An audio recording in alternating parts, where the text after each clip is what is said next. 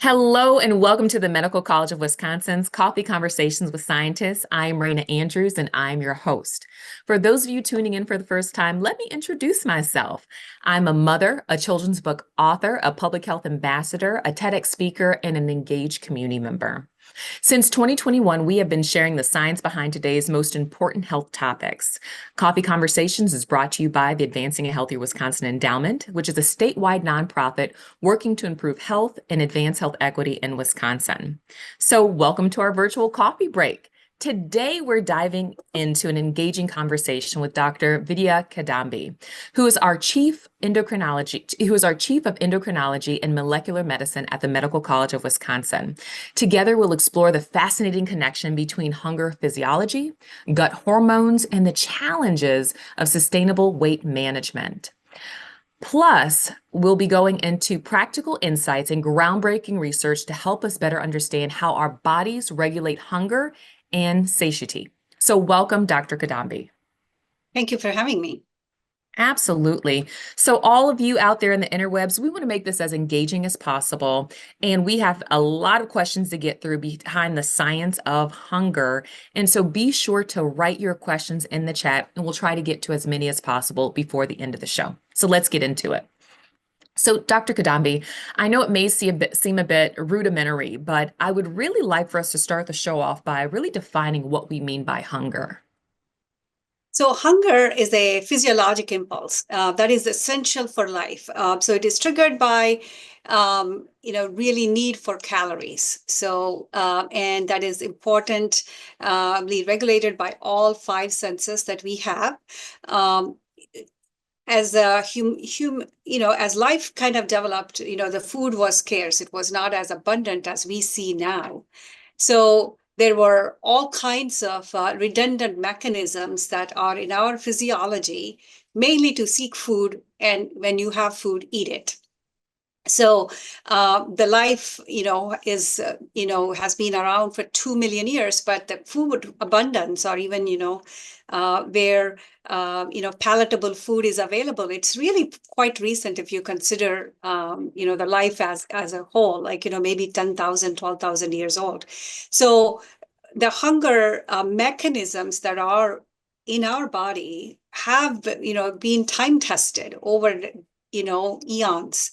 And the sole purpose is survival, basically, so that we eat when there is food that is, palatable and safe. So that's the origin of hunger. That's so fascinating. So we've gone through this kind of evolution of how it started off as survival and it still is survival. But I'm wondering what exactly triggers hunger in the body and how do the brain and stomach communicate that? So it's a very intricate communication system that exists between the gut and brain. Basically, that's what stimulates hunger. But there is an overlay of many things now, which is, in fact, socioeconomic factors, behavioral factors, cultural factors. All of these are interlay on this basic mechanism. So the communication occurs via hormonal signals that are from the periphery, meaning periphery, we mean our gut, our fat tissue. So there are all these hormones that are secreted in response to a variety of stimuli, and that triggers the brain to result in hunger. There are also neural mechanisms, just sheer stress. It's not stretch. Like, if you're full, the stomach stretches. That results in certain nerves that are in our gut system to communicate with the brain. So there are a variety of these neural and hormonal communication systems, if you will, between the periphery, which is gut or our fat tissue, and even pancreas go into the brain. And that's how the cycle works. That's really, really interesting. And I want to touch on that hormonal piece in just a second. I'm wondering I've heard this term of physical hunger, like I have a bodily sensation that's telling me I'm hungry. And then there's like this mental or appetite hunger. Can you tell us the difference? And I know those are in lay terms and how people can recognize the difference between the two. Yeah, that's a really good way of putting it, like a physical hunger and emotional hunger, right? So Hmm. the physical hunger is a homeostatic hunger. That's the scientific term for it. And that is what made us life survive, right? Because it is when there is caloric deficit, uh, or need of calories in the body. So there are these signals that reach the brain and ask us to eat. So that's essential for life. Now, the hedonic hunger or the emotional hunger is a really feeling of hunger when there is no need for calories. So this type of hunger is very specific. Like I want to eat a donut, but at the same time, if you're really hungry, if you gave you an apple, you would eat it. Like if you really need calories, whether it's apple or spinach, you would eat it, right? It doesn't have a lot of calories, but whereas this appetitive hunger or the emotional hunger is purely for pleasure sensation. So it triggers a different part of brain. And that's the one that is often occurs in the absence of real need for calories, and it could be influenced by stress, boredom, or like emotional, like sadness and depression could trigger. So there is a enormous amount of impact of these non-calorie needing signals that are impacting hunger. I do not think we understand everything. We are beginning to understand some of these where, it probably triggers a different parts of brain where its reward systems are there. So that's the difference between the two, homeostatic versus hedonic hunger. So hedonic hunger is more like the emotional eating, Hmm. right? Which will drive me across town for a shake or a Krispy Kreme donut. So that's hedonic. It's good to know the distinction. Yeah. So I'm sure many of our listeners have heard of GLP-1, probably in the context of a synthetic weight management medication, but I'm not sure they know it's just one type of gut hormone that actually occurs naturally in our body. So, can you explain the role of gut hormones like ghrelin, GLP-1, PYY, CCK, and hunger regulation? Yeah, so certainly. So there are a lot of hormones. The gut is really a big endocrine organ, that is secreting a variety of these things. So I'll start with ghrelin. Ghrelin is primarily made by the stomach, and it is our potent hunger hormone. So its levels go up right before, that's what actually triggers the hunger. So there is periodic rise. So probably your ghrelin levels are high if you haven't eaten your lunch yet. So at this time, so it's that's what starts that, and that in turn affects orexogenic hormone or hunger generating hormones in the hypothalamus. And so that's the one. And then the other hormones you mentioned, CCK or cholecystokinin or peptide YY, and in GLP-1, we'll talk a little bit more about GLP-1. So these are the hormones that are also secreted by our long gut that we have below the stomach. And these are primarily satiety hormones. So these are secreted in response to after we eat the food. These hormones come out, and they also influence the arcuate nucleus in hypothalamus to create a feeling of satiety. They project into different areas of brain, but that's where the satiety comes from with the secretion of these hormones.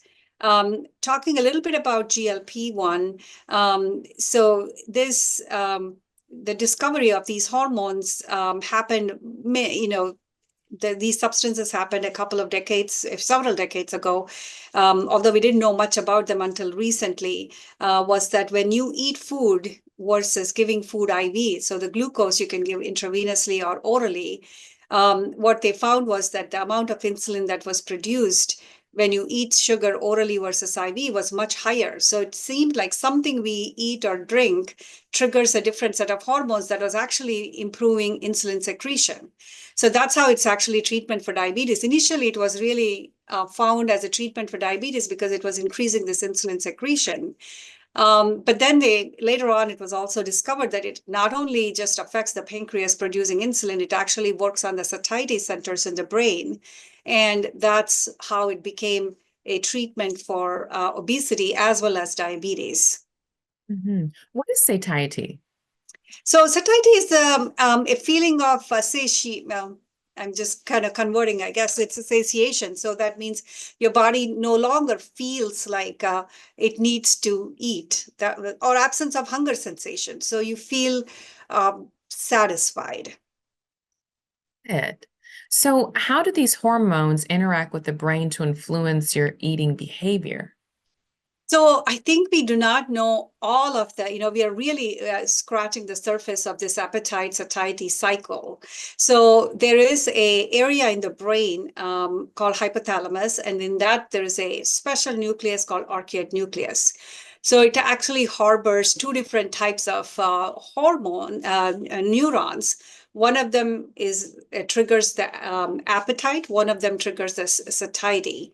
So these peripheral signals, that is the ghrelin, that is being secreted by the stomach at the time of hunger or when you feel hungry, that stimulates these hormones that neurons that stimulate the hunger.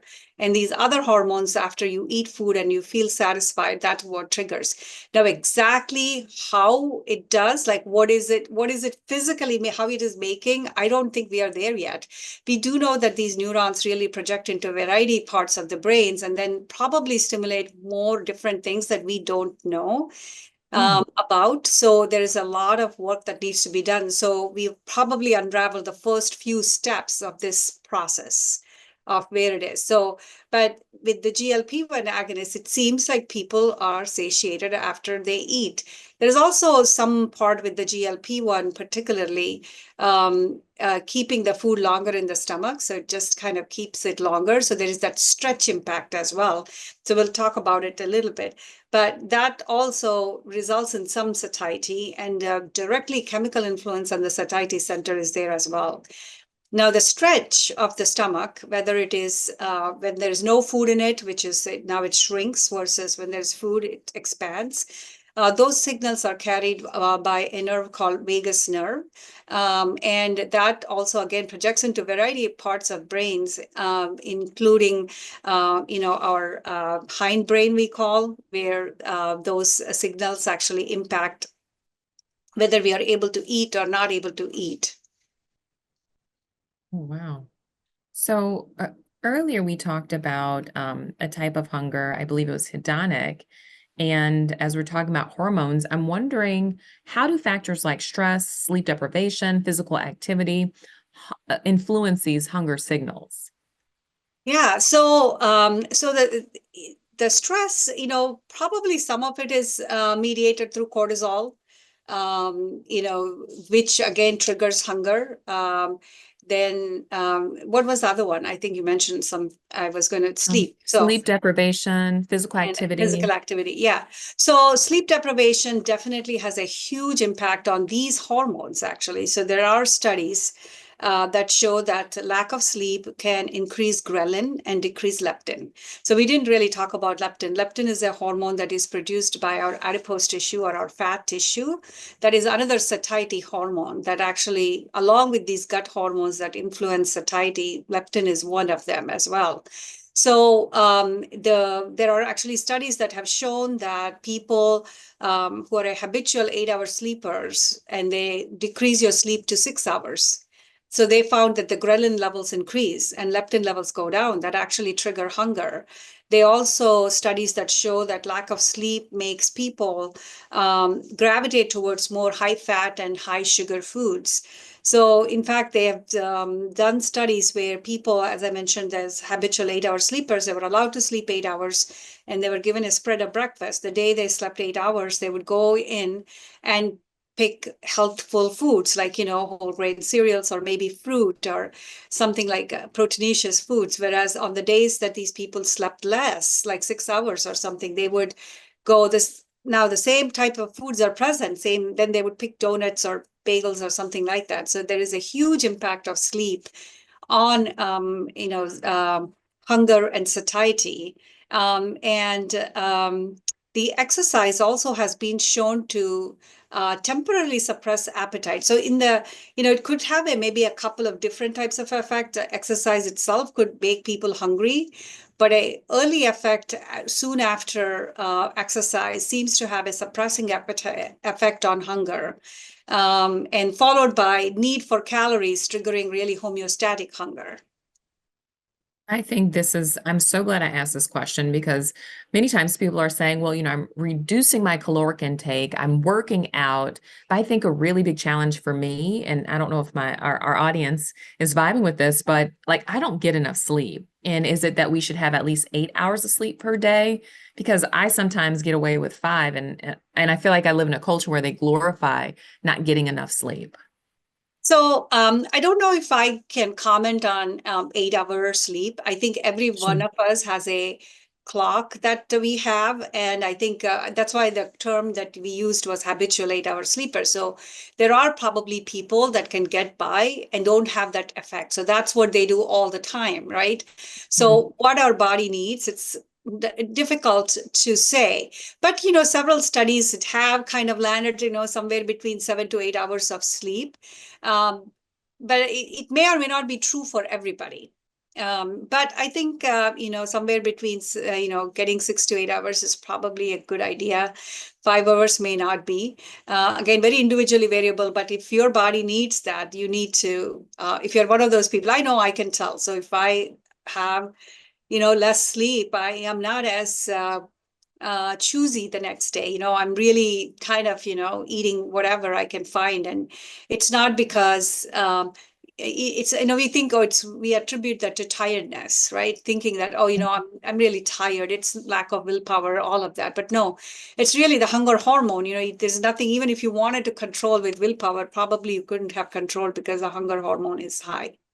Right. So I've started journaling my food. So I'll now take a look at what am I craving? What am I leaning more to on a daily basis to let me know if I'm getting enough sleep or if I'm managing my stress appropriately. So thank you for that.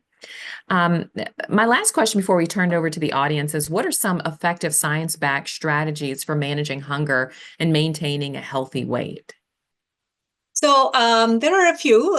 So I think protein, paying attention to protein in the diet is one of them. I think we didn't get to talk a lot about the composition of our food. So there are certain, at least the protein in the diet, certain amino acids, and in fact, even some type of fat, can actually help trigger the satiety hormones. So that's some way I think you probably hear, if I eat protein or some fat content and I feel satisfied longer. There is one reason is that there's somewhat decreased gastric emptying time. Food stays longer if you have high fat food. But also there is a triggering of satiety hormones with these proteinaceous food as well. So I think that's one good way of doing that.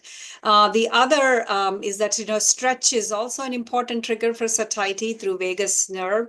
So sometimes you can have these high fiber foods that can help with, feeling of that satiety, right? You have bulk, low calorie, but bulk. We didn't get to talk about gut microbiome. There is a emerging literature to actually called microbiotic hunger, microbiota derived hunger like hedonic and homeostatic, and it's not really a settled science yet. So I didn't bring up, but so maybe these healthful foods can also have influence on gut microbiome that also seems to have influence on our satiety hormones and hunger hormones. So the food composition is important.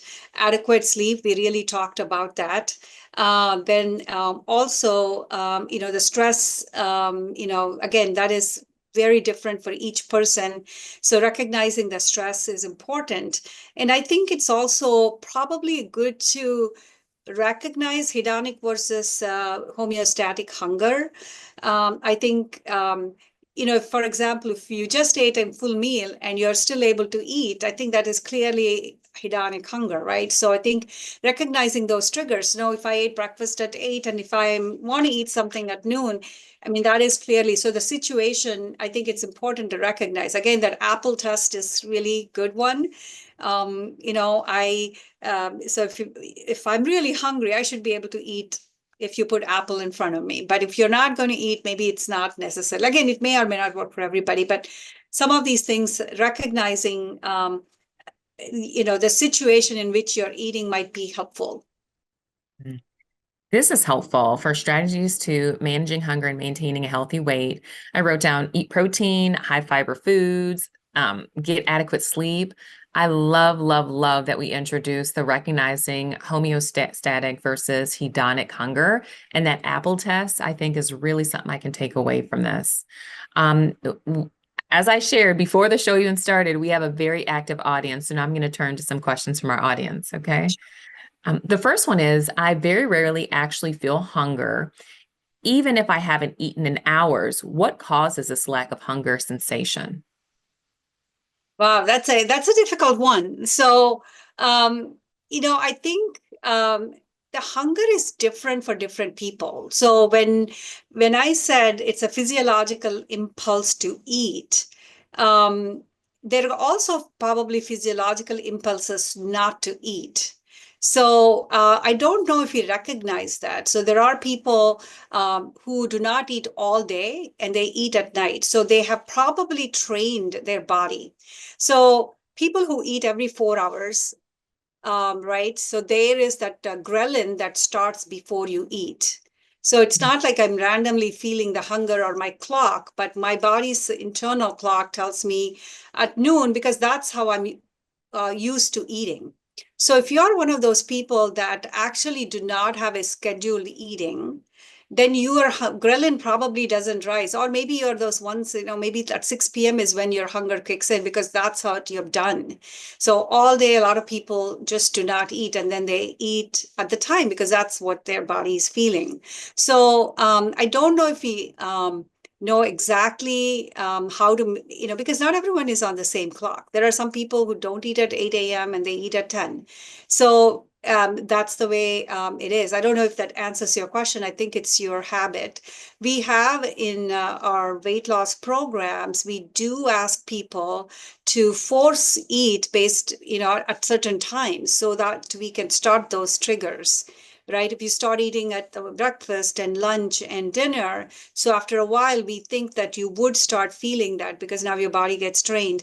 The reason for that is that people often, if they don't eat for a long period of time, um, even if you don't feel hunger, you would eat a lot of things, large quantities at the end of the day.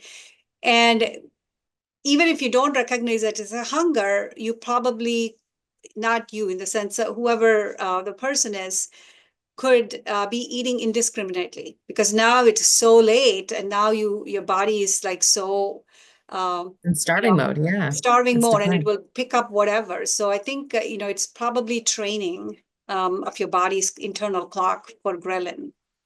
That's really good. Another member is saying, I've noticed that since I've been doing more strength training, I notice I'm hungry more often. What's a reasonable way to manage this so that I don't gain non-muscle weight?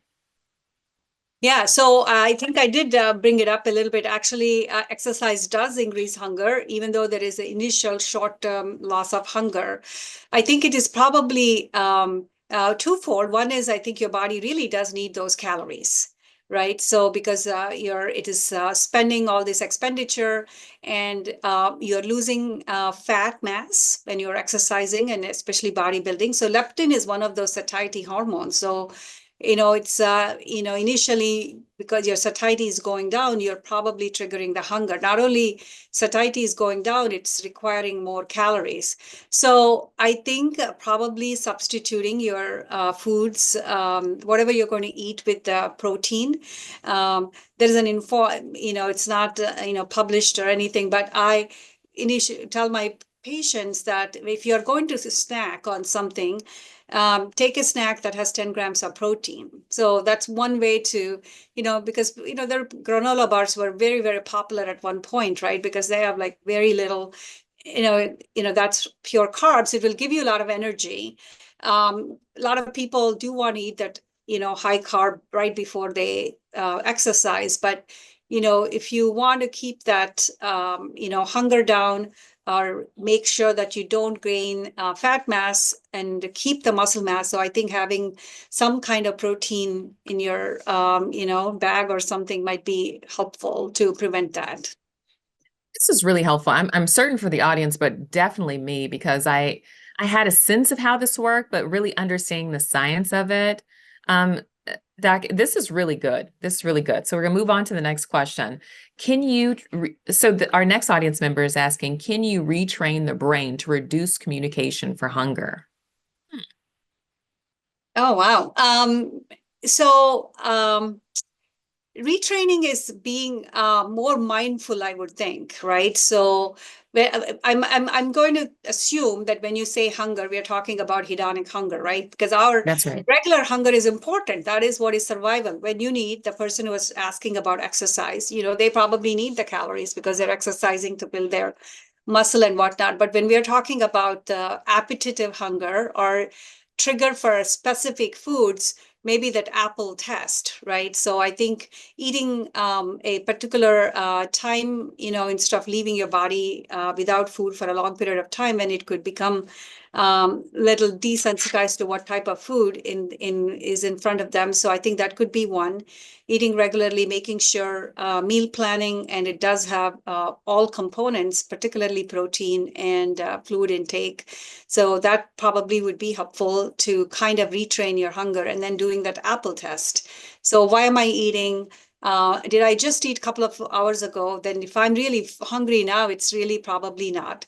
And the other most important thing is really in this, I cannot stress enough about the impact of sleep, because the sleep does not allow you to think, lack of sleep.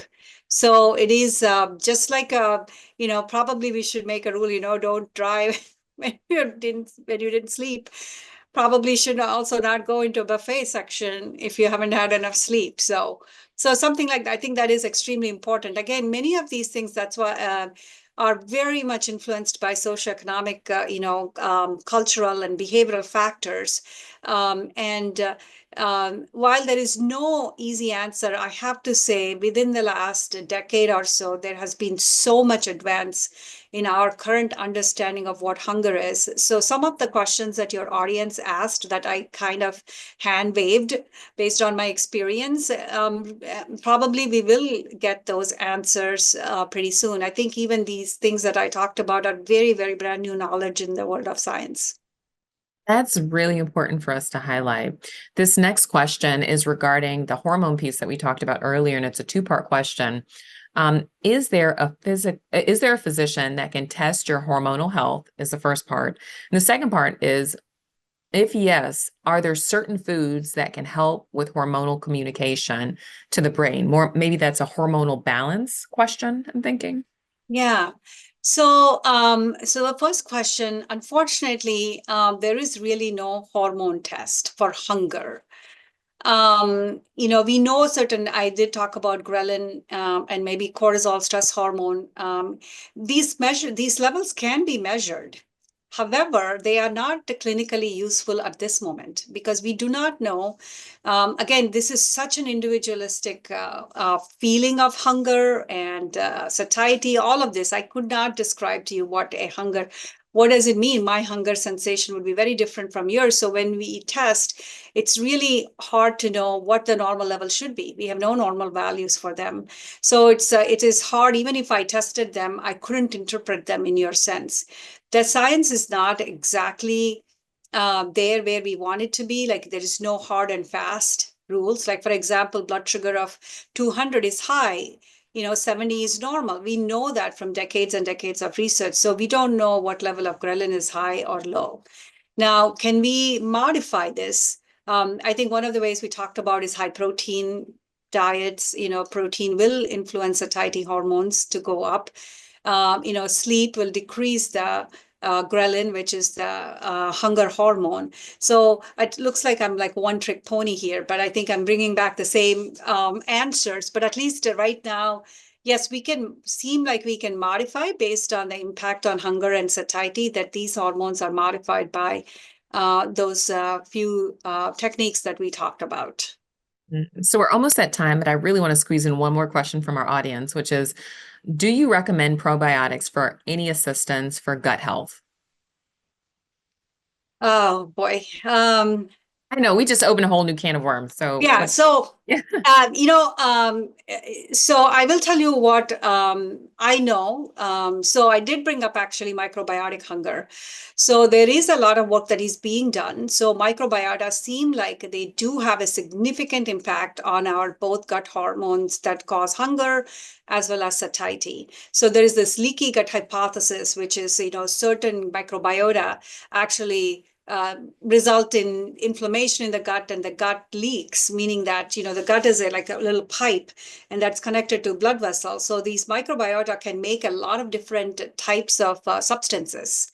So there are prebiotics and postbiotics too. So these substances that are made by microbiota can leak into the circulation and can actually trigger inflammation in the fat tissue, or actually modify the signals that our fat is sending to the brain for satiety and things like that. So there are definitely those prebiotics and postbiotics, meaning the substances that are made by the microbiota.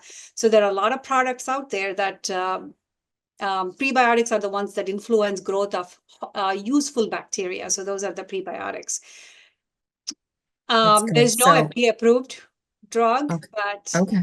um, if it helps you, I don't think there's any harm in taking it, but there is still a lot to be learned in that. Got it. Because as you said, a lot of this is evolving. It's new within the last decade or two. Um, Mhm. I, I- so we've got to close out here, rapid round really quickly. We have a number of questions that we didn't get to, but I want to put a plug for where listeners can learn more about your work. And do you have any recommended resources for those listeners interested in learning more about science of hunger?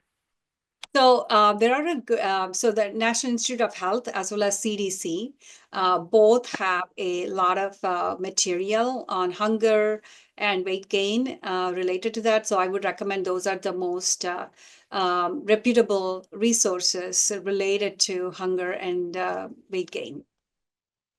Wonderful. And with that, I want to thank you, Dr. Kidambi, for just really lending your time and your expertise for us to learn from you. We really appreciate your time. Thank you for having me. Yes. And for those of you who are so sorry we didn't get to your questions, please shoot me an email if you want your questions answered, or if you have additional topic ideas at conversation@mcw.edu. And again, thank you all of those out in the interwebs for joining us today for our virtual coffee break. We'll see you next time.